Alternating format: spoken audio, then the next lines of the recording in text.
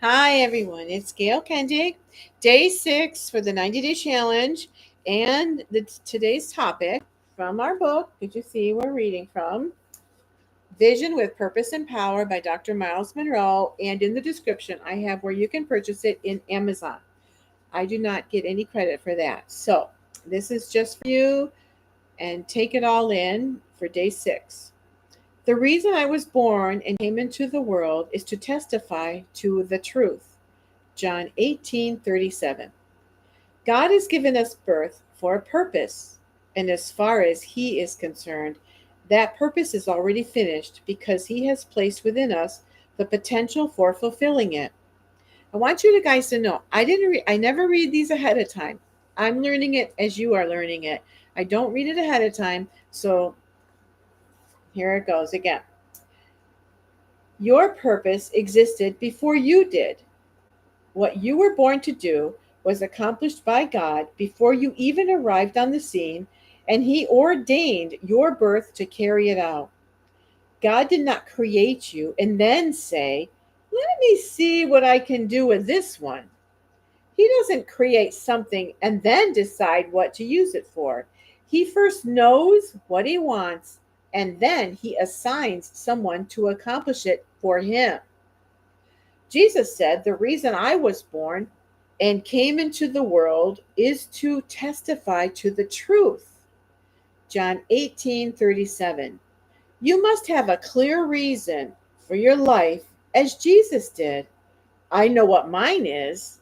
Remember, this is Myles Munroe reading this. I was born to raise up leaders and to train them as they can impact their entire nations for generations to come.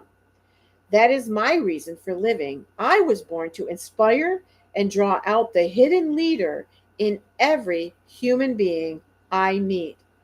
I was wired for that. What was God what has God wired you for? Having a vision or a dream is inherent in being human. For true visionaries, the imaginary world of their visions is more real to them than the concrete reality around them. There is a story about when Disney World had just opened and had only one ride. Walt Disney was sitting on a bench on the grounds, seeming to just stare into space. One of his workers, who was manicuring the grass, asked him, "Mr. Disney, what are you doing?"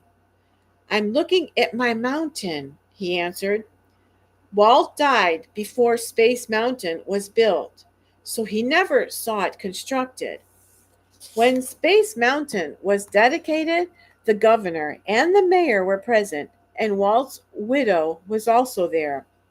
One of the men stood up to introduce her and said, "It's a pity that Mr. Walt Disney is not here today to see this mountain, but we're glad his wife is here." Mrs. Disney walked up to the podium, looked at the crowd, and said, in effect, "I must correct this young man. Walt already saw the mountain. It is you who are just seeing it now. Always remember that God has a purpose and a vision for your life, and He desires to open your spiritual eyes to see them." The thought for this reading is for true visionaries. The unseen world of their vision is more real to them than the concrete reality around them. And the reading is John 18, verses 28 through 37. So, you guys, that's it for today. Tomorrow will be day 7 on our 90-day challenge. So, hopefully, your spirit is growing every day, and I will talk to you tomorrow. Have a good night.